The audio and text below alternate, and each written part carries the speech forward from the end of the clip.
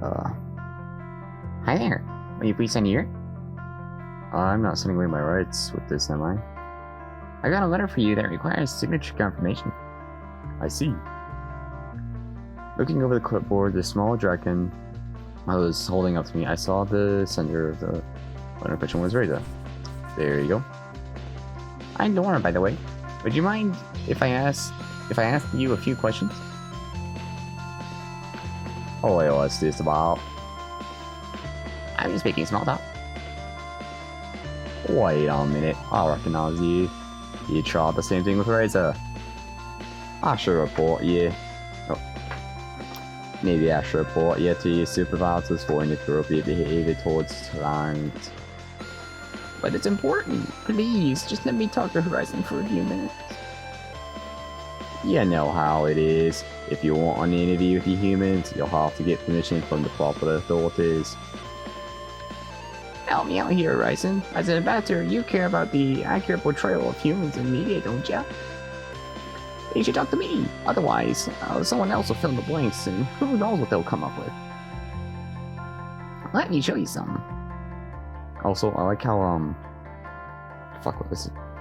H? Yeah. I like how this picture here is so much different than the, picture at the door. Like, he got downscaled hard. The small dragon opened his bag, rummaging through a number of letters and small packages. Huh. I think I lost it. Anyway, I wanted to show you some pictures of what people think humans look like. I mean, on some of them, they have like 4 heads and look nothing like you. It's crazy. What are you, Dorm? A reporter? No, I'm just... Do you want me to remove him? We're awesome. Is what he's saying true? Yeah, I guess. I see. That sounds pretty interesting, though. Alright, you can leave your number here, and maybe I'll call you later. But that's all I can promise you. Thank you so much! Thank you so much! Wait. Yeah, okay. I messed up. He quickly produced a small sheet of paper and scribbled his number on it. Afterwards, he sheepishly presented it with both hands. Alright, you got what you wanted. Off with you now.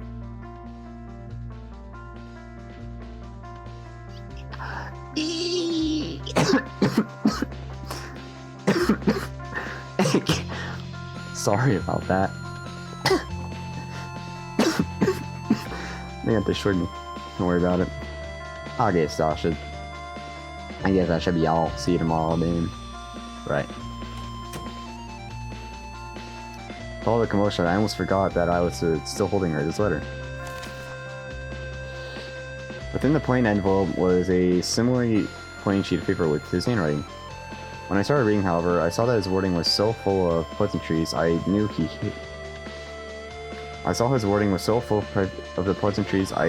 hated that I assumed every word of it was fake as to conceal its true intent.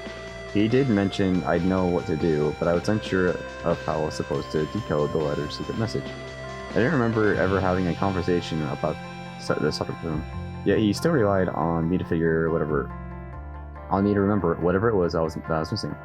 Or he thought I would just be able to figure it out on my own. This is what he said. Hello, my dear friend. I hope this letter reached you swiftly and in good condition.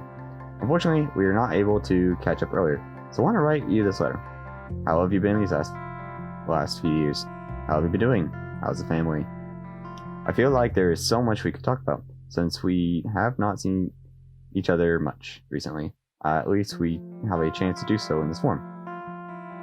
Quite an exciting adventure we are on now, right? Have you liked it so far here? So far? Made any dragon friends yet? Ha ha ha. Anyways, I'll be looking forward to your reply soon. Best regards, Reza. Hi. Nope, not that way. Ooh. Various things in vain. Mind. Only reading certain words or letters was one of the... Move. Only reading certain words or letters was one of that. It's one that I thought of immediately, but I couldn't make out anything other than, oh my god. Like, I swear to god, I'm not dyslexic. but I couldn't make out anything after trying to find a system within its array of letters and lines. Maybe I had to look more carefully. I think I know its meaning. Read between the lines. Look somewhere else for hints. Huh? That? Lines of course maybe I was supposed to read between them. I didn't have... Hold. You know what? Wait. So keep forgetting... Can I? Okay. I just got started now. I didn't have an implement on me which I would have been able to read fine print though with this handwritten letter. I doubt a razor or anything of the sort. Look elsewhere for hints. Or maybe he referred to the fact that we were both given an apartment. Considering the things they provided us, for us, maybe I just had to find the right object to decode the message. There were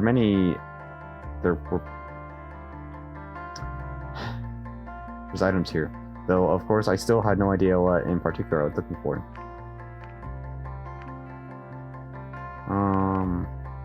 Bookshelf. The bookshelf was stocked with quite a variety of books on different topics. Maybe Reza left me another message here at some point. He could have known that I was going to live here, so I suppose it's possible that he helped the revisions and isn't for me to find.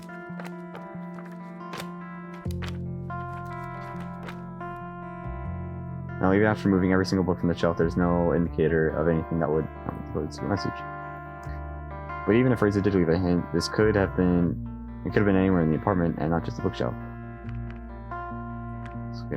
Maybe it had something to do with the books. The shelf was full of them, but I suppose the hint could have been hidden inside one of them.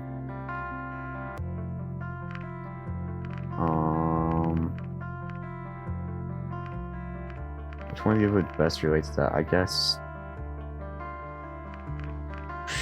These are all interesting book titles, actually. That one.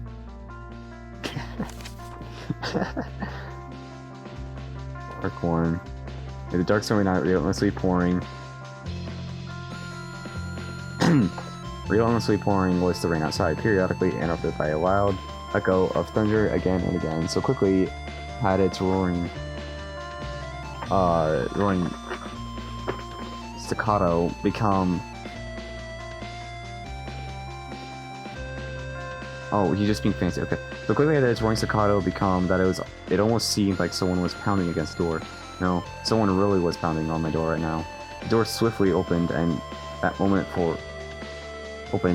moment for which the house's owner had awaited decades was finally here. Not on the field of battle do we meet. Do you? I'm just gonna like. Yeah. Not on the field of battle do you meet me, human scum, but in the comforts of my own home you seek to assassinate me. Feel my wrath. May it lead to you to a slow and painful death. He screamed at the top of his lungs. I don't know why you scream at each individual letter. Your resistance will only temper my blade, inferior creature. Taste my blade and die from it. The reply wirily came from the human invader standing within the doorframe. Hero quickly stabbed him with his magi pen, a lethal hit which caused the human invader to slump to the ground instantly. His last words being, "Damn you, hero. This is not over yet." While he melded into a red blotch, blotching out Hero's carpet. Hero looked up into the sky and realized all the thunder and rain had really been from the UFOs of the invader, numerous enough as to rival the raindrops falling from the sky. This was a moment that he knew was too late. This meant war. Alien invasion by human aliens? Is that what they think we're like? I mean, I don't know. I'm guessing these are all going to be similar in length. I'll like probably include something at the start that's a time skip, so you can skip all these, but I'm gonna read them all because yeah. Sensations. This is okay.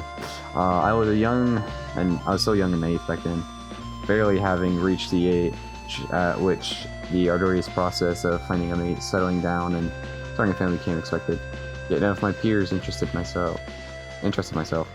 They were childish and crude and uncultured. I was lost in a sea of uncertainty, drifting, hoping to be found by one day, and then I did. How fast time flies when you're happy. I can't believe it was just this was just 2 weeks ago. 2 weeks ago I found the one, my truest soulmate I ever could be. Like a wrecking ball, he came out of nothing, breaking all the barriers that entered my life. 2 weeks ago I was nothing. Today I'm the happiest dragon alive. Who knew that out of all the people alive, it would only took the right one to write life itself. Who knew that to meet the perfect one, the only thing you needed was love? You're saying thing in here. And who let this mess ever get to print? Sheesh. Slaves. Snail? No. Autobiography. Huh. Rise from ashes. The day I was born, I knew I was destined for greatness. As a member of the Avdonian household, nothing less was expected from me. My father, Avdon the Sixth, made sure of that. My mother, however, was a worm. Dang. Sucks to have a worm. I don't even know how she birthed yet. Not literally. Darn. Just like 1 second. She was not the sort of annelid, swarming beneath the earth and living in filth. No, she was just what I describe as the lowest life form. Not concerning myself with matters of any importance, she instead sought to base her existence on superficialities. Not that it mattered much, as I grew to hate them both equally. For those who want to critique me on how I'm saying this, I have no doubt my father's political achievements. Yet only those who had to live with him know what these successes came at the price of his very soul. And the shell of a dragon driven out by nothing but his performance as a politician, not as a father. Politician, huh? I wonder what their actual government's like. Price and prayer. A political preface. In the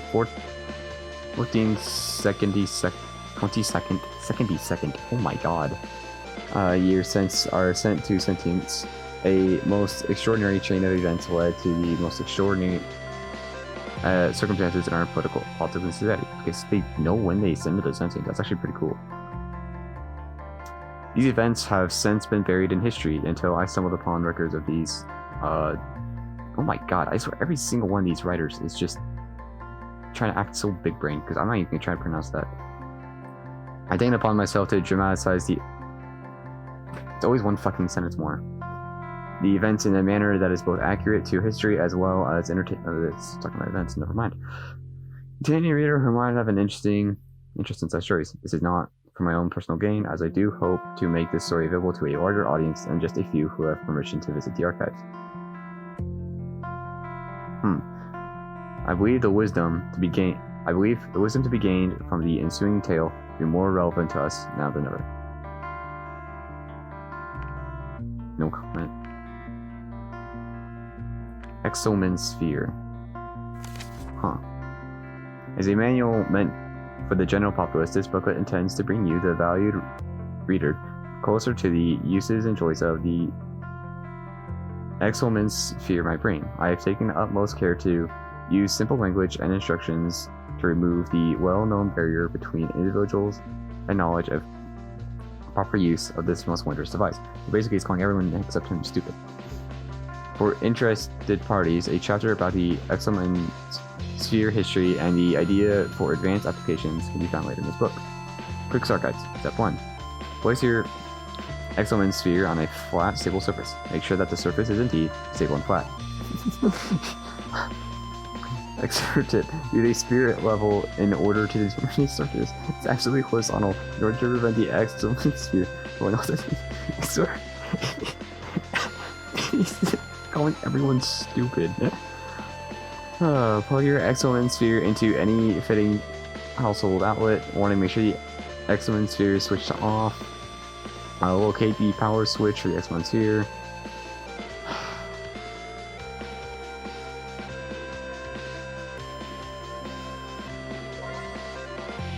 Oh, cool! I got an achievement for that. The bookshelves. I guess I'll look in the bathroom.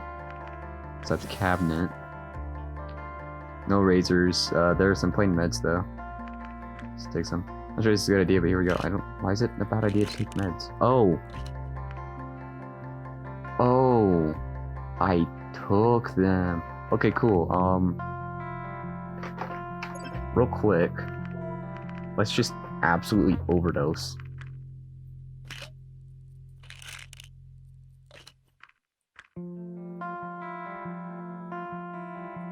Can't hurt because they're pain meds. That's not a good way of thinking.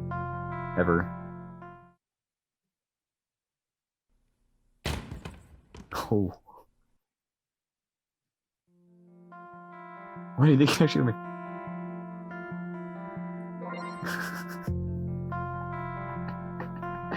That's hilarious. Okay. Oh, the game just lets you OD. Alright, let's look inside the shower.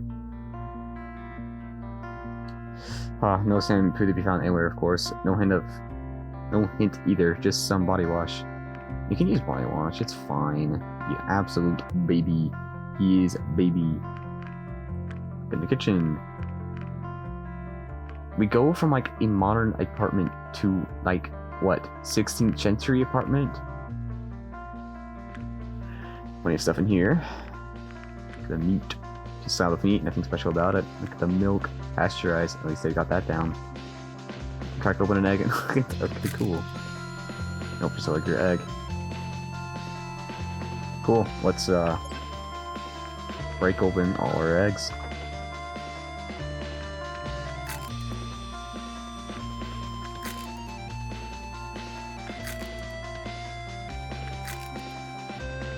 Alright, counting. I'm just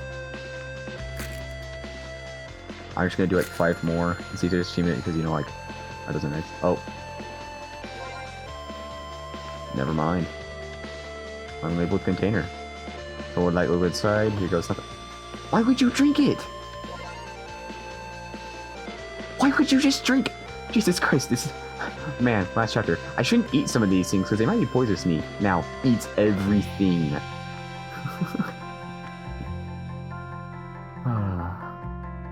Some fruits and veggies here. Let's just eat everything, I guess. I'll put it on the floor and stuff. You're gonna tell me you go from just, I'm gonna be just, you know, a normal human and presenting my race, and then they're gonna go from, haha, I'm just going to destroy everything in my body.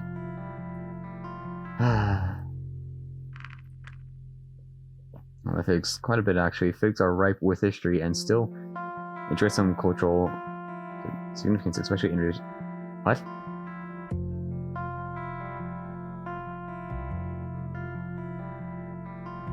Figs aren't alive though. For example, they are leaves. Japanese coat themselves with. They're a leaf? I thought they were like a fruit. But there's more. The influence of figs also extends towards words, phrases, and similes today. Can you just get a huge history lesson by just looking at the word fig? Like the word sycophant, for example, which comes from the Greek expression meaning someone who shows the fig, which is a vulgar gesture at the time, or I don't give a fig. It's a figure of speech. Ah, it's puns. It might as well be said that the influence of figs is as far as reaching its fruit is succulent. Figuratively speaking, that is. I'm afraid nothing of this will actually help the race, so let's let her though. Pear. There are 2 of them. What a nice pair. So it's just a bunch of puns. So Daddy Grape finds his kid crying and asks, "What's wrong, kid?" But through all the tears, the kid couldn't get a single word out. Eventually, Daddy had enough, so he said, "Stop. What? No, I won't say it. It wasn't a good." Lemons, lemons, lemons. Of course, why didn't? This was the actual, of course. Just is but the simplest way to write hidden message using household items. We learned that in chemistry.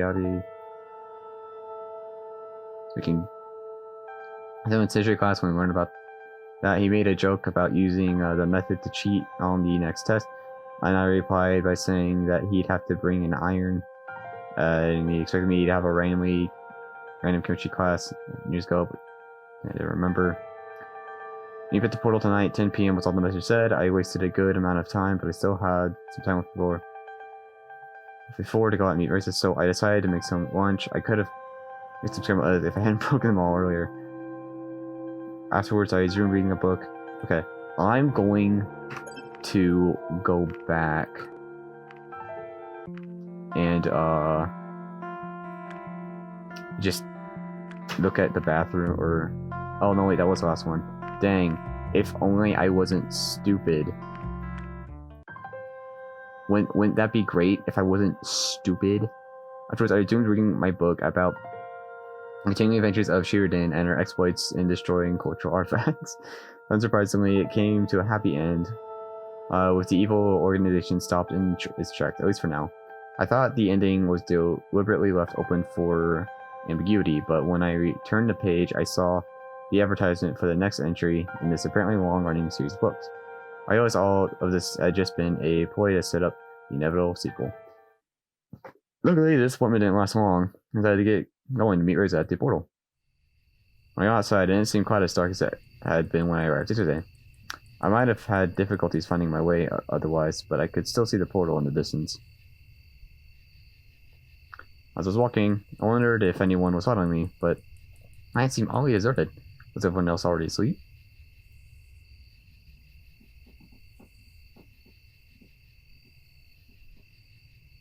Eventually, I arrived at my destination.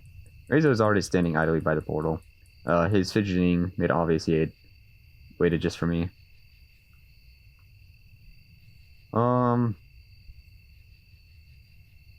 Yeah, I don't know if I should change your voice. I was already wondering whether you were going to be, I hate his voice. You know what, you're going to go Scottish, because I don't think anyone's Scottish yet. I was wondering whether you'd get here at all. Guess I did, what do you expect?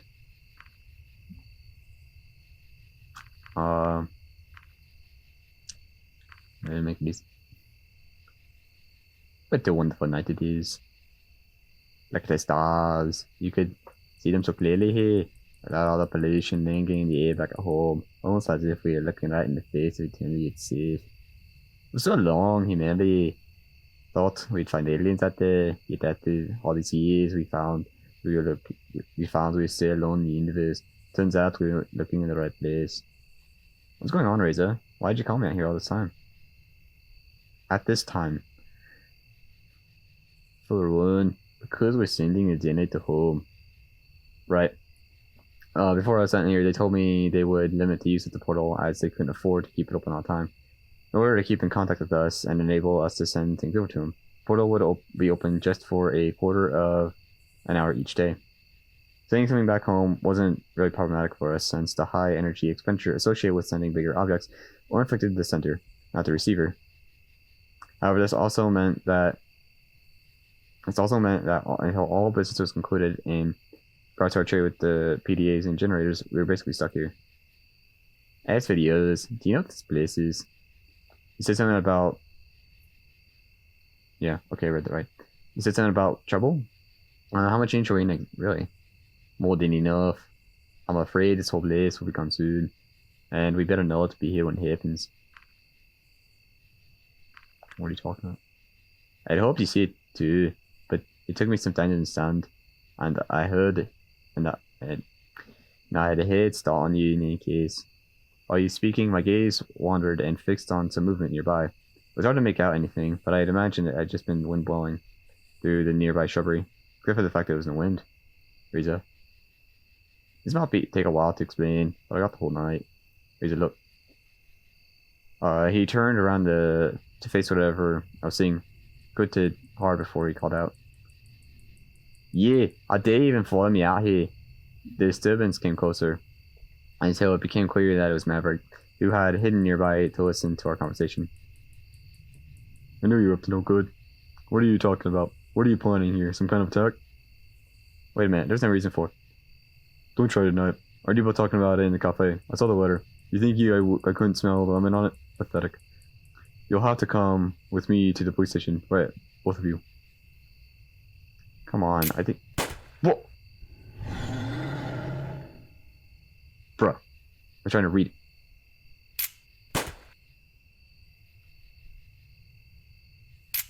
Okay, okay.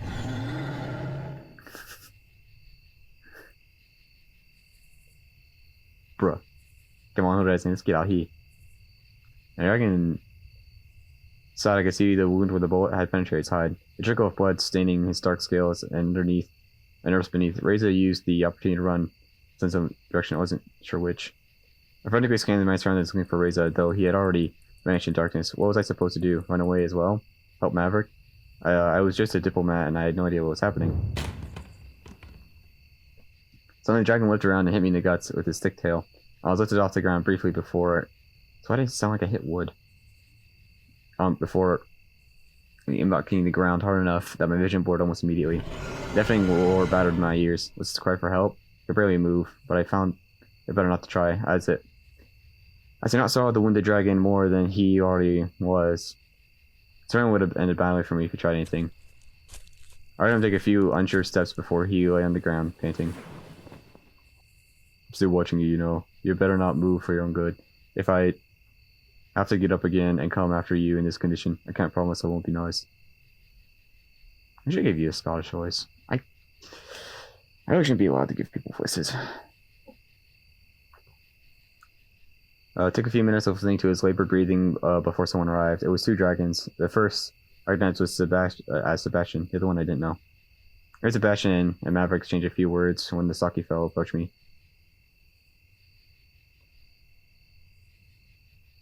Round feet. Stegosaurus. Actually, wait, hold on. Hey kid, you alright? Dang, what an important decision, guys. I really gotta save for this, okay? I really need to. I don't know what'll happen if I nose itches. Oh.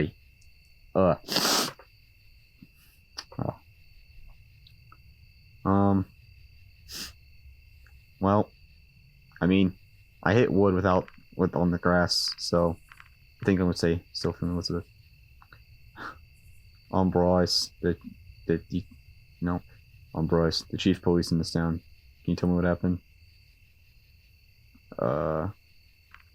Here's a shot Maverick and ran off. Is that so? His face was stern and seemingly lost in thought as I overheard Sebastian's conversation. I like these tail spine kind of things. Interesting.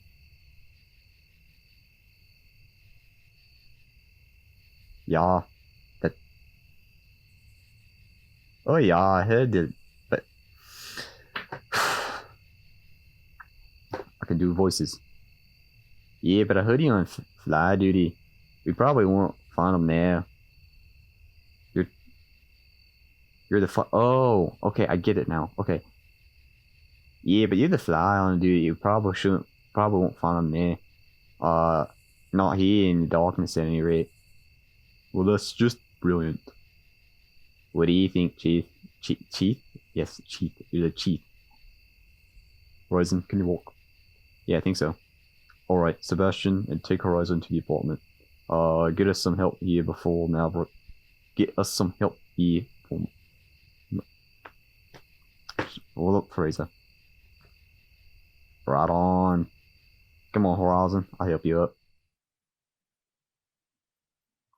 So shaken up by the events I just witnessed when I arrived at my apartment.